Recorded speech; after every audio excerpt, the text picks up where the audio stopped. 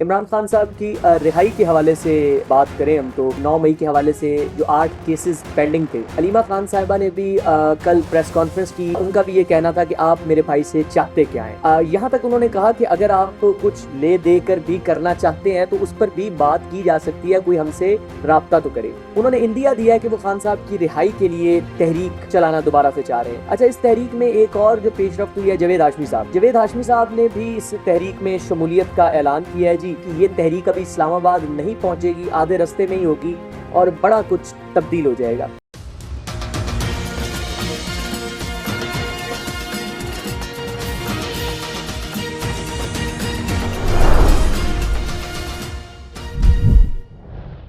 बिस्मिल्लाहिर्रहमानिर्रहीम। मैं हूं आसिम फारूक और आप देख रहे हैं रियासत.pk। पाकिस्तान की सियासी सूरत हाल हो या जो हमारे सोशल इश्यूज़, बड़ी ही गर्मा गर्म खबरें मौजूद हैं इस वक्त। इमरान खान साहब की रिहाई के हवाले से बात करें हम तो उस हवाले से, क्योंकि अब डिफरेंट केसेस जो 9 मई के हवाले से जो 8 केसेस पेंडिंग थे उस पर जो मोहतरम जज साहिबान थे उनके ट्रांसफ़र के हवाले से और एक बड़ी ही कॉम्प्लिकेशन चल रही थी पीटीआई क़यादत और जो हमारी जुडिशरी है उसके दरमियान। हलीमा खान साहिबा ने भी कल प्रेस कॉन्फ्रेंस की। उनकी जो खान साहब की पेशी थी उसके बाद तो उन्होंने कहा, उनका भी ये कहना था कि आप मेरे भाई से चाहते क्या हैं। यहाँ तक उन्होंने कहा कि अगर आप कुछ अ, ले दे कर भी करना चाहते हैं तो उस पर भी बात की जा सकती है, कोई हमसे राब्ता तो करे। एक तरफ तो ये बात चली कि वो बात कर रहे हैं कि हम हुकूमत के साथ या इस्टेब्लिशमेंट के साथ कॉम्प्रोमाइज़ के लिए तैयार हैं। और दूसरी तरफ जो एक पैटर्न, एक नई चीज़ मिल रही है वो यहाँ ये है कि हलीमा खान साहिबा हो जाएं या अली अमीन गंडापुर साहब जो टॉप रेट क़यादत है पीटीआई की, उन्होंने इंदिया दिया है कि वो खान साहब की रिहाई के लिए तहरीक चलाना दोबारा से चाह रहे हैं। अच्छा, इस तहरीक में एक और जो पेशरफ्त हुई है जवेद हाशमी साहब। जवेद हाशमी साहब ने भी इस तहरीक में शमूलियत का ऐलान किया है जी। और हामिद, जो साहबजादा हामिद रज़ा हैं, उनका ये कहना है जी कि ये तहरीक अभी इस्लामाबाद नहीं पहुंचेगी, आधे रास्ते में ही होगी और बड़ा कुछ तब्दील हो जाएगा। इसमें मैं एक चीज़ कहना चाहता हूँ, ये जो डुअल पॉलिसी है पीटीआई की कि हम मफाहमत भी चाहते हैं और मज़ाहमत भी, ये कुछ आई थिंक पिछले 1.5-2 साल से यही पॉलिसी चल रही है और इसका कोई खातिर खा नतीजा नहीं निकल रहा। मतलब आप या तो मफाहमत कर लें या मज़ाहमत कर लें। वो कहते हैं 2 कश्तियों का मुसाफिर कहीं नहीं पहुंचता। तो डूएबल टू दैट चाहते हैं बतौर पाकिस्तानी तो मैं भी यही चाहूँगा कि पाकिस्तान में सियासी इस्तेहकाम आए, इन मसाइल से निकला जाए। ये जो इंतकाम की सियासत है इससे सभी क़यादत निकल कर, चाहे वो हमारी अस्करी क़यादत हो या फिर हमारी सियासी क़यादत हो, पावरफुल हल्के हों, सबको चाहिए कि मिल बैठे और पाकिस्तान में सियासी इस्तेहकाम की कोशिश करें। बहरहाल आपको मज़ीद ख़बरें बताता चलूँ। एक बड़ा ही ईमान अफरोज़ वाक़या जो लीबिया में पेश आया कल, वो ये कि एक आमिर नामी शख्स, वो लीबिया से हज के लिए जा रहे थे तो सिक्योरिटी क्लियरेंस ना होने की वजह से उनको एयरपोर्ट पर रोक लिया गया। अब एयरपोर्ट पर रोका गया तो वहाँ पर एक बड़ा मज़ेदार सा वाक़या हुआ। जहाज़ उनको छोड़कर जा चुका था और एयरपोर्ट अमले ने उनको कहा कि आप वापस चले जाएं जी, आप हज पे नहीं जा सकते। एंड ही सेड कि हम जाएं, मैं जाना चाहता हूँ और मैं जाऊँगा। ये मामला हुआ कि जहाज़ ने जैसे ही टेक ऑफ किया, फ़नी ख़राबी की वजह से वो वापस उतारना पड़ गया। अच्छा, वो वापस उतरा, इसके बावजूद पायलट्स ने उसको अंदर नहीं आने दिया, जो वो आमिर नामी हाजी थे। बहरहाल जहाज़ को ठीक करने के बाद फिर से टेक ऑफ हुआ तो फिर उसको फ़नी ख़राबी के बाद वापस आ गया। ये को मरहला 3 दफ़ा हुआ कि प्लेन टेक ऑफ होता था, फ़नी ख़राबी की वजह से उसको फिर से लैंड करना पड़ता था। आखिरकार पायलट ने ये कहा जी कि मुझे जो लगता है कि ये जहाज़ जो है, ये जो हाजी है, इसके बिना उड़ेगा नहीं।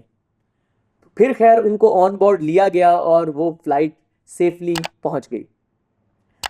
तो ये एक बड़ा ही, आज के दौर में आप उसको डिजिटल दौर का मौजज़ा कह लें कि वो कहा ये जाता है, जाते हैं वही जिनको सरकार बुलाते हैं। तो अल्लाह ताला का, अल्लाह के रसूल का जब बुलावा आता है तो ही आप उनके घर तशरीफ़ ले जाते हैं। बहरहाल ख़बरों में आगे बढ़ते हुए, पाकिस्तान में ख़बरों की बात करें तो चूँकि कल जो हमारी रुयत हलाल कमेटी थी उसके मुताबिक ज़िलहज का चाँद नज़र नहीं आया था।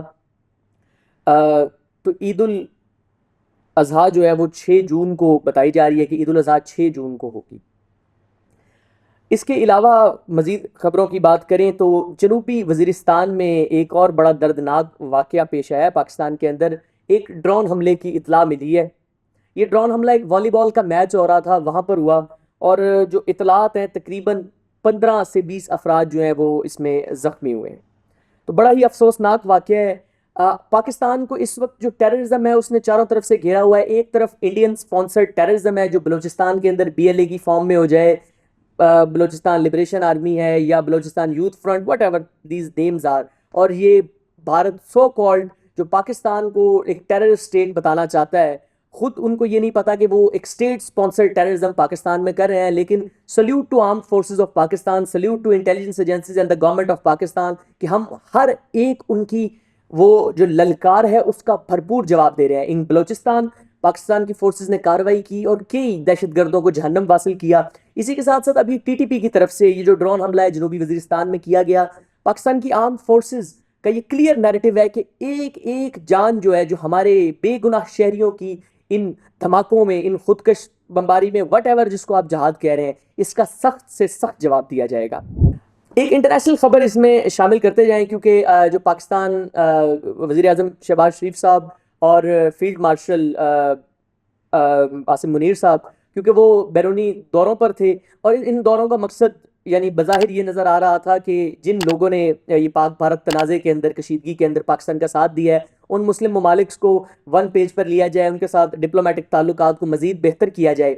उस हवाले से एक अहम पेशरफ्त हुई है कि कल वज़ीर आज़म पाकिस्तान हमारी कुछ कैबिनेट मेंबर्स और field marshal general Asim Munir साहब के साथ जो ईरानी सुप्रीम लीडर हैं आयतुल्लाह खामनेई, उनसे उनकी मुलाकात हुई है और उसमें पाकिस्तान ने बड़ा खुलकर एक बड़ा बोल्ड स्टेप लिया है। और मैं काफ़ी अरसे से मतलब ये बात करता हूँ कि पाकिस्तान को एक खुलकर स्टेप लेना चाहिए। हम यूएस के आप समझ लें कि यूएस के साथ हमने खड़े होकर, या हमने सीटो सेंटो के मायदों में क्या कमाया, हमने अमन पसंद बनकर, या हमने वो आप ये कह लें कि हमने दुनिया को ये बताया कि हम अमन पसंद हैं और दुनिया ने हमें क्या जाना कि शायद हम बुज़दिल हैं। एक बड़ा क्लियर नैरेटिव जाना चाहिए कि यूएस या जो सुपर पावर्स हैं अगर वो हमारे अमन की ख्वाहिश को नहीं मानते तो हमें बड़ा ही क्लियर हमारे पास इख्तियार है कि हम अपना इस्लामिक ब्लॉक बनाएं, OIC की बातें हो, OIC को बहाल फाल किया जाए। ईरान हमारा फ़ख्र है, हम ईरान का फ़ख्र है। उम्मत को जो तोड़ा गया है मुख्तलिफ ये बैरियर्स लगाकर, उस पर ये एक बड़ी अच्छी पेशरफ्त है कि पाकिस्तान ने ईरान का जो एटमी उनका जो मंसूबा है उसकी हिमायत का ऐलान किया और ये बड़ी ही खुशाइंद बात है। अच्छा, इसका अब आपको बताऊं कि काउंटर क्या चीज़ आई है। जो मोहतरम हमारे आप समझ लें president of the United States of America, the sole super power हैं, उन्होंने जी एक गुंजाइश निकाल ली है जी अब ईरान के लिए भी, और अन करीब जो है ना वो अरबो अजम को बाहम जोड़ने की एक कोशिश कर रहे हैं जी ट्रंप साहब। उन्होंने ईरान को जो आलमी पाबंदियों से भी आज़ाद करने का फैसला कर लिया है। एक बड़ी अहम पेशरफ्त है। अभी आप ये देखें, जो लोग ये कहते हैं कि Pakistan doesn't stand anywhere, so this is where Pakistan stands, कि पाकिस्तान की हिमायत को यूएस को भी सोचना पड़ रहा है कि we have to do something. So this is, ये बहुत अहम पेशरफ्त इस मामले पे हुई थी। और इसके अलावा मजीद आपको कुछ खबरें देते चलें।